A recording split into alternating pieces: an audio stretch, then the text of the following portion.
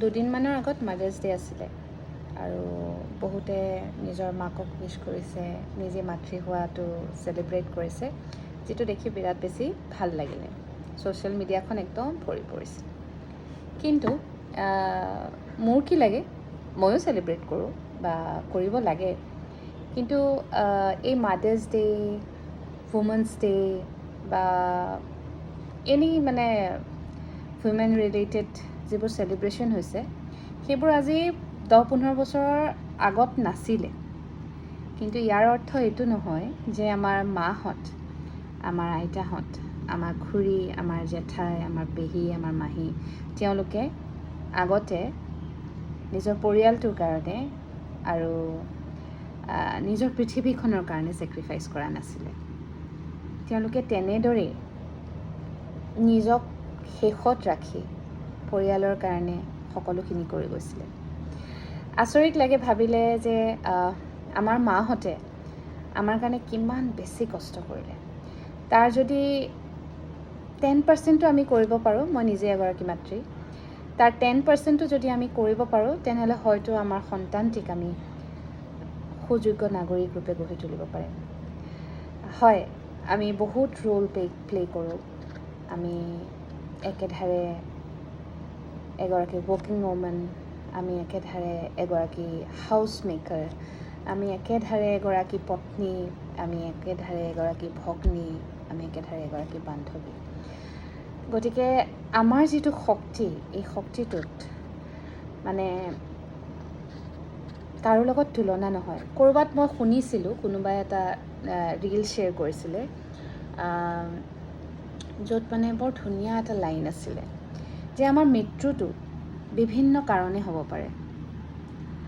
প্ৰাকৃতিকভাৱে, আকস্মিক মৃত্যু বা বিভিন্ন ধৰণে আমাৰ মৃত্যু হ'ব পাৰে, কিন্তু আমাৰ জন্ম এটা পথেৰেই হয়। সেই পথটো হৈছে মাতৃ। যদি পৃথিৱীৰ পৰা মাতৃসকল নাইকিয়া হৈ যায়, তেনেহ'লে ভাবকচোন পৃথিৱীখনেই ধ্বংস হৈ যাব। গতিকে মোৰ মতে মই ভাবোঁ যে হয়, এটা স্পেচিফিক দিন থাকিব লাগে আমাৰ কাৰণে, মাতৃসকলৰ কাৰণে। আৰু সেই দিনটোত যেতিয়া সৰু সৰু আমাৰ কণমানিকেইটাই আমাৰ কাৰণে কিবা এটা বনায়, এখন কাৰ্ড বনায় বা আমাৰ কাৰণে এটা স্পেচিয়েল কিবা এটা ৰাইম তেওঁলোকে গাই শুনায়, মনটো বিৰাট ভাল লাগে। মোৰ অকণমানিটোৱে পিছে একো নকৰিলে, কাৰণ তাক মই নক'লোঁ যে আজি মাতৃ দিৱস, আজি মোৰ দিন, তুমি কিবা এটা কৰা। কাৰণ তেওঁলোকক নক'লে তাহাঁতেনো বাৰু ক'ৰ পৰা গম পাব। গতিকে মাকজনীয়ে বা দেউতাকজনে ক'ব লাগিব যে আজি আমুকটো দিন, তাৰ কাৰণে তুমি তামুকটো কৰা। আৰু সেইটো নকৰিলোঁ, গতিকে সিও নাভাবিলে, গম নাপালে। কিন্তু ইয়াৰ অৰ্থ এইটো নহয় যে সি মোক ভাল নাপায়।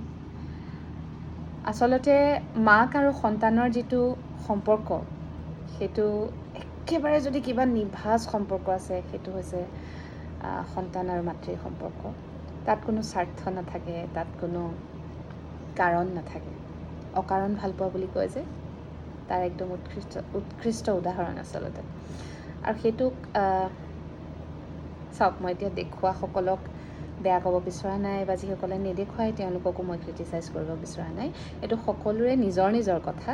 কিন্তু এটা অনুৰোধ সকলো সন্তানলৈ, যে কেৱল ছ'চিয়েল মিডিয়াত, ষ্টেটাছত মাকৰ লগত এখন ফটো শ্বেয়াৰ কৰি হেপী মাদাৰ্ছ ডে লিখিলেই সন্তানৰ দায়িত্ব শেষ হৈ নাযায়। আমিবোৰ যিমান ডাঙৰ হৈ আহোঁ, আমাৰ মা দেউতা সিমানেই বয়সীয়াল হৈ যায়।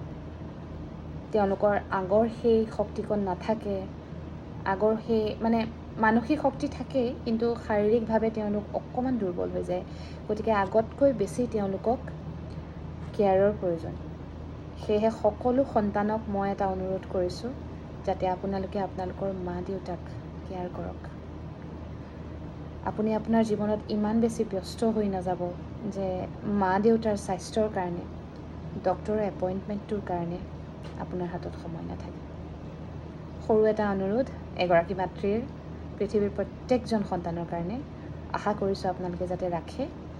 আৰু কেৱল এটা দিন নহয়, প্ৰত্যেকটো দিন নিজৰ মা দেউতাৰ কাৰণে চেলিব্ৰেট কৰক।